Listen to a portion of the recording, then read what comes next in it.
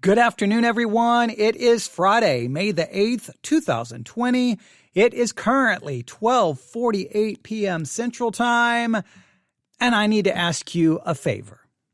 Yes, I need to ask you that you will grant me permission to just sit back for the next, I don't know how long, and just kind of allow a stream of consciousness to occur. I'm just going to throw out some thoughts that I've had over the last 30 minutes, and hopefully you will find them to be interesting. I mean, who knows? I mean, hey, if you have a microphone, right? If you have a microphone and you're not allowed to just turn it on and just share whatever you are thinking, then what's the point, right? I mean, if you have to always sit down and plan it and produce it and edit it, I mean, there is a place for that, but there also has to be a place for just a real conversation where someone can just say, I've got these thoughts and I'm going to just express them. And as I'm expressing them, then I'm kind of working out the thoughts. I'm kind of putting them together as I'm speaking. Now, I know that may end up being a train wreck, but I hope you will allow me to do this. And I think I'll before I kind of set this up, and I did look up, two different things to ensure that I had my facts straight. I wanted to make sure I wasn't, when you get a thought and you're like, well, wait a minute, I'm going to hit that button and go live. I better at least make sure that I'm not historically inaccurate. So I have verified everything to make sure I'm historically accurate. But let me try to set this up this way. As a Christian, and I've been a Christian now for a very long time, I became a Christian as a teenager. So my entire adult life, I've lived as a Christian. I've constantly struggled with exactly how we should view the Christian life, right? Like how should we live as a Christian? What should the Christian life really look like? What should be our mindset about living as a Christian? How do we really view it? Because I think there's lots of different, the New Testament uses lots of different analogies, right? I mean, you got the idea of walking with God. So my Christian life is a walk, my daily walk with God. Okay, when you talk about walking with God and viewing the Christian life just as a walk, well, that kind of gives you a certain perspective. In other words, when you think of the Christian life, you're viewing it, say, as a walk. Well, you have a certain visual that comes to mind. You have a certain image that comes to your mind. Others view the Christian life as a race. The Bible describes it as a race. Well, if that's kind of the predominant mindset that you have in your mind when you think of your Christian life, that I'm in a race, well, that's going to give you a different perception and a different mental image of what the Christian life looks like. Here's these individuals, and they view it as a walk. You're viewing it as a race.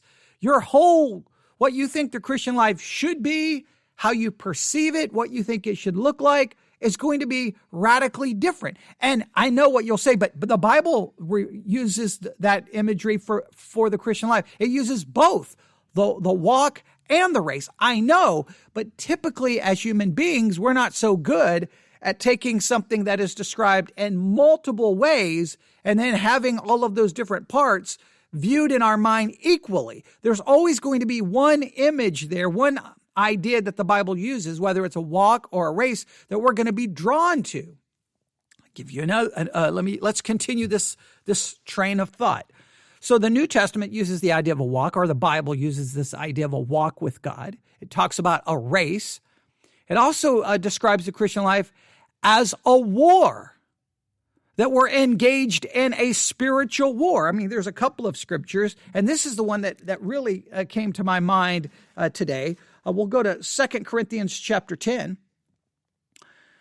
2 Corinthians chapter 10, in fact, you kind of get a couple of ideas here. 2 Corinthians chapter 10, verse 3, for though we walk in the flesh, we do not war after the flesh. For the weapons of our warfare are not carnal, but mighty through God to the pulling down of strongholds. All right. So we may walk in the flesh, but we're fighting a war. We're fighting a war. And we have the weapons of our warfare are not carnal, but they're powerful, and they pull down strongholds. That's a completely radical different picture of the Christian life than a walk. That's a radically different picture of the Christian life than a race. If you're viewing it as a walk, they're viewing it as a race, and you're like, hey guys, no, we're not in a race. We are in a war, and we have weapons of our warfare. You all know, I know probably everyone already knows 2 Corinthians chapter 10, but an even more famous passage that has been preached on and spoken of a million times is Ephesians chapter 6. Ephesians chapter 6, verse 10, I know you know this. Finally, my brethren, be strong in the Lord, and in the power of his might, put on the whole armor of God, that you may be able to stand against the wiles of the devil. For we wrestle not against flesh and blood. Well, now we have the idea of armor, so like a war. We have this idea of a wrestling. We wrestle not, how's the scripture? We wrestle not against flesh and blood, but against principalities, against powers, against the rulers of the darkness of this world, against spiritual wickedness in high places. All right, well, that's a whole different perspective. So the Bible kind of gives us the imagery of a walk, it gives us the imagery of a race, and it gives us the imagery of a war. All right, well, which one is more prominent in your mind? When you think of the Christian life, when you think of your Christian life, do you truly wake up every day and go, I'm in a war? Well, even if you do, there's other Christians who don't perceive it that way. And you can tell when you go to church. You go to church with people who they do not, your pastor may not, no one in your congregation may actually act like they are in a war. They don't have a war mentality. They don't have a battle mentality. Others may focus on, the Christian life is more about being salt and being light. Okay, well, what does being salt and light have to do with a race and walking and a war? Right? A war is about winning and conquering an enemy. Being salt and light is completely viewed differently. It's a completely different mindset. And obviously we know throughout church history, others had a kind of a view of the Christian life as withdrawing from the world. Many random monasteries. Remember sometimes it's a joke how accurate, whether it is or isn't, it may be. We could talk about that all day looking back in church history, but, it's been stated that there were times in church history that there were more Christians in monasteries than there were in cities. Now, again, that's probably a little bit of hyperbole, but the idea was there was a time that Christians fled the world, ran to the monastery, and then lived their life out in just solitude, silence, scripture, meditation, reading, just that's how they live their Christian life. Well, that's not really viewed. If it's viewed as a war, it's kind of a war, an individual war. It's not like we're fighting a war so much together. Like, who knows? There's been all kinds of different perspectives and views on the Christian life. And I've always struggled with it. Now, it may have never bothered you. So this is my own personal stream of consciousness, just thinking out loud. I don't know if you've ever struggled with it, but sometimes I'm like, so what, even as a pastor, so what vision, what perspective of the Christian life should I try to get into my people's minds? And can I truly move a Christian who views the Christian life in one way? Can I move them even an inch or two towards a different perspective? I don't know if you can. I think most Christians just kind of say, this is the way I think you should live the Christian life. And they kind of become comfortably, again, making a reference to a famous song, comfortably numb in it. They just like, this is fine. I don't need to view it that way. Now, if you preach a sermon, hey, you're in a war. Okay. Here's another one. That the purpose of the church is to equip saints, right? To perfect the saints for the work of ministry. So your Christian life is to actually be ministry. Well, how many Christians view their life as a minister, that they are a minister? No, they think the minister is the one standing behind the pulpit, and for some weird reason, that person decided to dedicate their life to that. But the average Christian, the average layperson may not perceive that they're in a war, they're in a walk, they're in a race. Like they may not perceive these, or they may understand these ideas theoretically, but how does it show up Monday, Tuesday, Wednesday, Thursday, Friday, Saturday? Here would be something interesting for you to do if you would like to, really think this through. Grab a piece of paper and write out your perception of what the Christian life is and what it should look like. Now, don't try to give me the church answers, because you'll throw out it's a race, it's a walk. You can throw all of that out just because you know those scriptures, but that doesn't mean anything. Honestly, the way you live your life, Monday, Tuesday, Wednesday, Thursday, Friday, Saturday, Sunday, week after week, month after month, year after year, like how if other people were to describe your Christian life, would they view it like, man, that person is in a race? They are dedicated, they are committed, they are disciplined, they bring their body under subjection, they want to win that race, they want to win. Or no, they're in a war and they are fighting. They are in a battle. They are a battle state of mind. Or would people go like, what are you talking about? I mean, I know they go to church, but I don't know how they live their Christian life. Do they even live a Christian life? I mean, I guess they don't cuss or drink. So I mean, like, how would people view your Christian life? I mean, if you're honest with yourself, how do you perceive it? I mean, if you were to write it out and describe it, I mean, you have, whether you like it or not, you have a philosophy on what the Christian life should look like. So I really been struggling with this. I mean, I've been struggling with it my whole Christian life, and I still don't know if I have an answer. But the reason I started thinking about this a lot today is because of some history. A little bit of history, all right? Today, if you do not know, we'll go back. We'll go back to this day's date, May the 8th. And we'll go back to 1945. May the 8th, 1945. Victory in Europe Day. Victory in Europe Day. Sometimes you'll see it as VE Day. VE Day. All right? VE Day. I mean, it's written out a couple of different ways, but it's Victory in Europe Day. It's generally known as VE Day in the United Kingdom, or V-E Day in the U.S. It is a day celebrating the formal acceptance by the Allies of World War II of Nazi Germany's unconditional surrender of its armed forces on Tuesday, the 8th, May 1945, marking the end of World War II in Europe. World War II in Europe. So May the 8th, 1945 is Victory in Europe Day.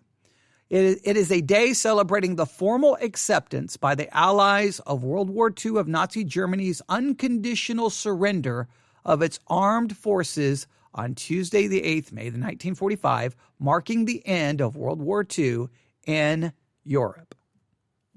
There you have it. Now, I knew that's today. I knew it was celebrated. And anytime I start thinking about World War I, World War II, really when I think about any war, any battle, I get somewhat emotional. The idea of war, I hate war. I hate the concept of war.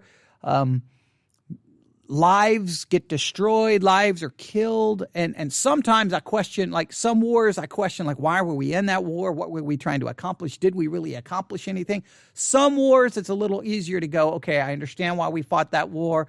Yes, there was a great sacrifice. Why did it have to happen? I mean, ultimately, it tears me up. I'll give you an example of how emotional I get. I was in the NCO Academy. For those who do not know, I was in the United States Air Force. 19 years active duty until I got medically discharged because of something happened with anthrax. I won't go into the whole story. Declared 100% disabled. So I could tell you my military story, but before I could, but it's not about me. But the point was, I was in the Air Force.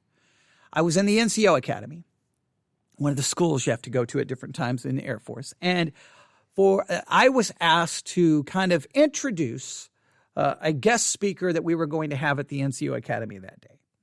Everyone else was afraid to stand up and everyone, and because I do public speaking, I kind of got pushed up there. And I'm like, okay. I thought, no problem, give me the bio, I can do it. And I looked over the bio really quick. And as soon as I looked over the bio, right before I had to stand up to introduce, I was like, oh, this is not good. This is not good, not good. Because I was going to be introducing a veteran of World War II who was shot down and was held as a prisoner of war. And I'm like, you've got to be kidding me. Here's a man who was held, I mean, and all the things he went through, all the things he endured. I mean, it's hard to even wrap my mind around it. And I started doing the bio, and I literally broke down. I broke down. Now, I'm supposed to do this in a very professional military way, and I've got tears running down my face, and I'm breaking down crying because people who, I mean, you get put in a war. And in many cases, 18, 19s, young kids who get drafted, they go off, and many of them wanted to go off and fight to stop, a war and it's just, I just have a hard time even discussing it. War is horrible. It is evil. I hate it. It bothers me when you hear people like, yeah, we should go over there and blow them up, and we should turn that into a parking lot, and talk all like this fake bravado, like they're so manly and bad because they want us to go blow people up and they want us to go kill people. I hate that mentality because human beings are dying. And I don't care on which side of the war, human beings are dying. People created in the image of God. Their lives are ending. They're entering into eternity. It horrifies me. And then when you see the numbers, it bothers me tremendously. It bothers me. I mean, I have a hard time wrapping my mind around how many people can die in a war. And it's just, and the suffering and all the things that can happen. So I knew that today was that day. And, I'd had some initial thoughts about it, but I didn't think too much about it. But then I saw an image.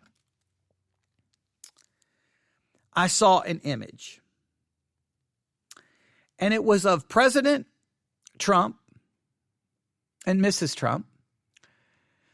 So the president and his wife standing, they basically stopped for a moment of silence at the part of the World War II memorial inscribed with the words, and I'm looking at the picture right now. There they stand in front of the memorial.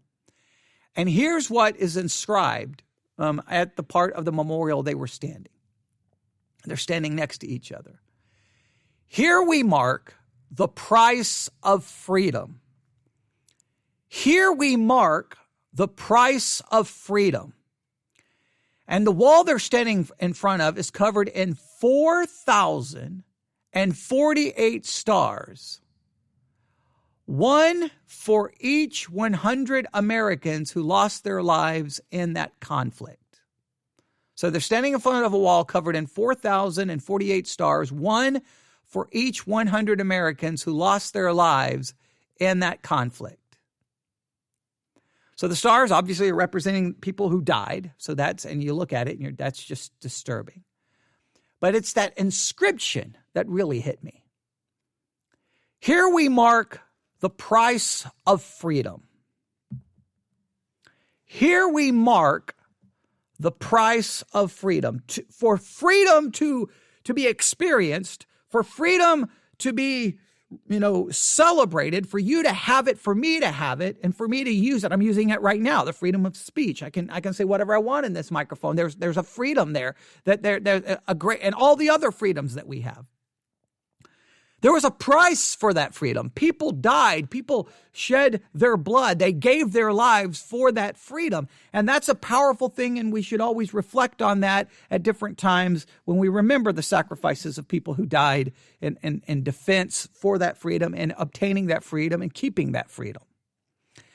But for me, when I saw that image and I saw that, here we mark the price of freedom, it hit me a different way. I obviously it hit me focused on the country and the military and all of that. It hit me that way. But my mind immediately diverted to Christianity.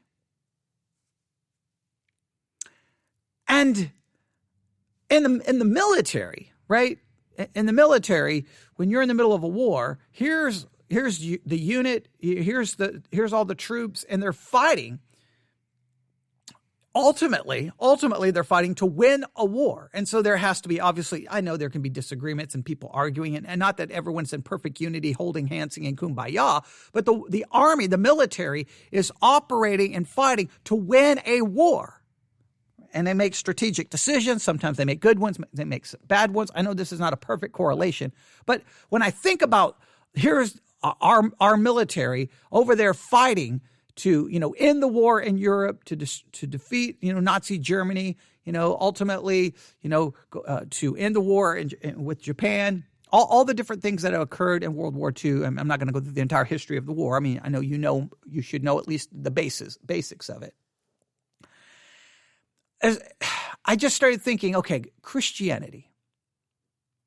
Now, we know, as I've already articulated, that Christianity, that understands the Christian life to be a war. But we don't, do we see Christians fighting a war, like together, that we're unified, fighting a war together, and we're fighting that war? And how do we fight that war? Prayer. We are praying to the triune God, and we are imploring him, and we're interceding on the behalf of others, and we're praying for countries, and we're praying for situations, and we are committed to a life of dedicated, disciplined prayer, a life of committed, disciplined prayer, and we are praying. Do you see that? Do you see churches and committing to prayer for the country? I mean, fasting and prayer like it's a war. They're praying for people around the world who are suffering. They're praying for political situations and economic situations and spiritual situations, and they're imploring God. There are a lot of churches who have kind of a prayer meeting, but typically the prayer meetings are, and I know people get offended when I say this, but it's a lot of, well, pray for my, Aunt Bertha. She's got an ingrown toenail, and pray for so-and-so. And I understand that that's all wonderful to do, but shouldn't sometimes the saints come together to engage in some serious prayer for some global situations? Do we really perceive ourselves hey, we're in a war and prayer is one of our weapons? Prayer is one of the things we utilize. Do we see Christians realize we're in a war and people's eternal souls are at stake, so we should be doing everything we can to present the gospel to people? Now, again, what does that look like? What does a Christianity look like where everyone is committed to pay the price, not just for freedom, but for spiritual victory? What is a mentality of a church that we're in a war and everyone is a soldier and we're all fighting a war? What does that look like? What does a Christian life look like? Like here, it was World War II. They paid the ultimate price for freedom. They died. They gave their lives. Their lives were taken, and ultimately we won a victory. Nazi Germany was defeated. Japan was defeated. Okay, the war came to an end. All right. You could see how those soldiers' lives reflected that they were soldiers, right? They left their home, they sacrificed, they gave everything up, and they fought. They fought, and ultimately many of them paid the ultimate price. Is the church to look like a body of soldiers engaged in a war? Or is that expecting too much? Or it should just be wake up, go to your job, do the best you can. Maybe you'll get a chance to witness to someone. Maybe you won't. Come home, eat supper, spend a little time with your family. Maybe you'll read your Bible. Maybe you'll watch the television. Maybe you'll read a book. Maybe you'll engage in some Bible study. Maybe. Go to bed, wake up, go to work. Now, I know in one way that's how life is lived. But do you live that life reflecting that you're doing something else is going on? Like you're going to work, but you're fighting a war. You're going to work, but you're running a race. You're going to war. What is it supposed to look like? World War II, it's clear. They're soldiers. They're fighting. They died. They paid the price. Freedom has a price. We remember that. But for the church to be successful, for the church to truly be successful, for the church to truly be a part of strategically playing a major part of the war, what does it look like? For example, let's think about this. If the New Testament church is instrumental, just think about this. If the New Testament church is instrumental to living out the Christian life, which we believe it is because the New Testament is primarily written to churches, right? If the church is instrumental in that, then why, and we're in a time of war, wouldn't Christians want to do everything in their power to be a part of a church that is doing things like they would want to ensure they're a part of the best church they could be, and then they give everything they can to ensure that church can be productive. In other words, they would be giving. There would be a giving financially to ensure the church is operating to the best. They would give their gifts, their abilities, their talents, their time. They would do everything they can to strengthen the church, to make the building look good. They would do everything in there. There would be a commitment. Like, we've got a war to win, and the church is instrumental in that war. And would not many Christians who claim they can't find a good church do everything in their power, sacrifice whatever they needed to sacrifice to move and be a part of the best church they could find? Or be a part of making the church they're in the best it could be. Like, I just think that there's not the battle mentality.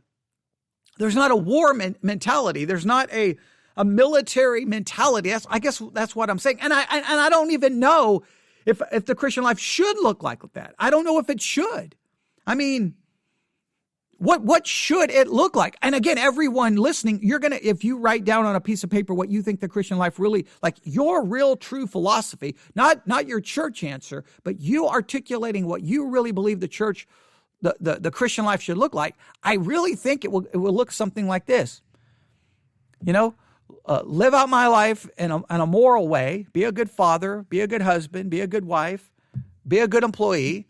And it just basically, you just live your life. I mean, basically it's like, I just live my life in a moral way, but I just kind of live my life doing what I want to do. I have my hobbies. I'm going to spend time doing this. I'm going to spend my money doing this. I'm going to spend my money doing that. And you're just kind of living your life. Christianity is a part of it. But I don't know I had a Muslim say this when I was at Grace University in Omaha, Nebraska, my world's religions class.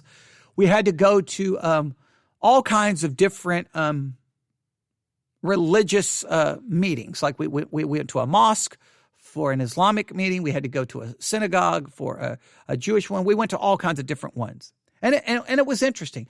But we went to the Islamic one, and we sat down with the person in charge. And we were sitting, I think if I remember correctly, we were just sitting on the floor discussing, and he looked at us, and he knew we were from a Christian university, and this is what he said. Here, and I'll never forget his words, here is the difference between Islam and Christianity. In Islam is our life.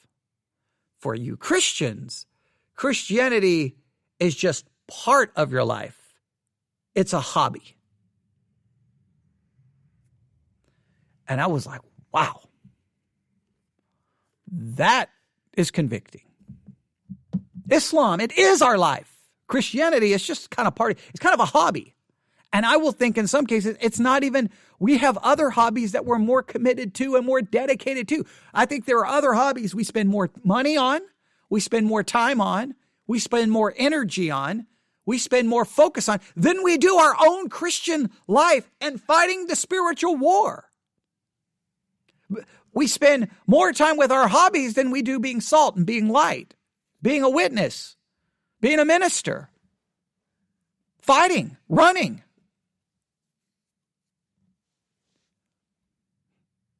And I'll never forget how convicted I was by that. How I like some of the people in the group, they were kind of offended by it, but I'm like, I don't know if we can be offended. I think he spoke truth, and I think it's embarrassing. I mean, and I know whenever I say this, people they always make excuses, but I mean, well, I'll just be blunt. And Islam, you have young people not all Muslims do this. Obviously, I'm speaking of a certain form of Islam in many cases that are radicalized. I understand that. But in some cases, they will strap a bomb on themselves, walk into, a marketplace, scream Allah Akbar, and then boom, detonate it, blowing themselves up, knowing they are martyring themselves for what they believe to be a war, a fight, a holy war against the infidel. Now, I'm not saying Christians should go martyr themselves. I'm not saying that. What I'm saying is, what does our commitment look like?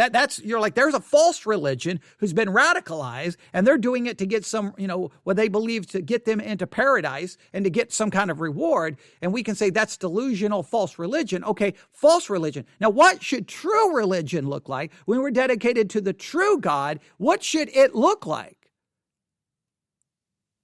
When we're all dead and gone, when we are all dead and gone, could a memorial be built for our generation, for your generation, for my generation of Christians, for the generation of churches right now, 75 years from now? Could there be a memorial going, here we mark the price of spiritual victory. Here we mark the price of living out the Christian life. Have we done anything spiritually to even be remembered? Could they even build a memorial for what we have done as Christians? What did we sacrifice? What did we do? Now, again, I'm not calling for martyrdom. I'm not saying we go die. I'm saying that we live in such a way that, man, they made a mark in their own personal. Look at how many people have you discipled? How many people have you brought to Christ? Who are you helping spiritually? Who are you praying for? How many lost people are you praying for? How many countries are you praying for? What are you? How much time do you pray and fast for global situations? How much have you given to the church? How much time and effort do you look at the church and go, what more can I do to strengthen it, to make it better? Are you willing? What are you willing to sacrifice to strengthen a church or to be a part of a great church? What are you willing to sacrifice? What are you willing to do? Most people are like, I'm going to sit right here, and they'll say, I can't find a good church anywhere. And they'll want a good church to come, be 5 miles from their house. Okay, well, it doesn't always work that way. I don't know. I'm just some thoughts. Just some thoughts. Let me read the inscription on the memorial again. I don't want to paraphrase it because that would be wrong. So let me just read it this way. Here we mark the price of freedom. Here we mark the price of freedom. 50 years from now, if they were to build a memorial for the church in the United States of America of 2020, what would that memorial say? Here we mark a worldly, ineffective, weak, doctrinally illiterate, biblically illiterate church. What's going to be the memorial? What's going to be left 50 years from now to mark what we are doing right now as Christians and as the church? It's not going to here we mark the price of, is it going to be of spiritual victory? They accomplished so much. I mean, we always look back to the early church and look at, they changed the world. They changed, and we always talk about how powerful it is. And wow, look what they did. Look what they did. And we're like, man, that proves that Christianity is true. But then we sit back and we don't want to turn the world upside down. Are we even trying to turn the world upside down? I mean, what is the memorial literally going to read 50 years from now? Here we mark the church of 2020. What a joke. Weak, pathetic, biblically illiterate, doctrinally confused, narcissistic, selfish, unwilling to make any sacrifices, distracted by the world, knew more about what was going on in the world than they did what was inside the pages of the Bible. Here lies the church that was politically hijacked. What's you think about that? What do you think is going to be there? I mean, be honest. I'll stop right there. You can email me at newsif@yahoo.com, newsif@yahoo.com, newsif@yahoo.com, newsif@yahoo.com. Thank you for allowing me to share some just random thoughts, kind of a stream of consciousness. Hopefully you found it to be beneficial, and I would love to get your thoughts on it and give me your stream of consciousness. Give me your random thoughts on it. Please share. I always appreciate that. And please, please, please, please, anything you can do to help get the word out about this podcast. Reviews on Apple Podcasts are a great way. Please go leave a review for all of our podcasts, not just the Theology Central one, all of them. The VBC Bible Institute, they're all there. And any other place where you can leave a review, a mark. If you use YouTube, hit the subscribe button on YouTube for our podcast. Anything, SoundCloud. If you're using Spreaker, become a follower. That number, anything you can do would be beneficial. Lots of work goes into this, and we always want to expand it and grow it. So, anything you can do, I would greatly appreciate. All right, and I'll have some more information about that because I'm going to have a way to possibly motivate some people to do a little more. We'll see if it works. I'll be talking about that hopefully here shortly. All right, this concludes this live broadcast. I'll be back with another one here shortly. God bless.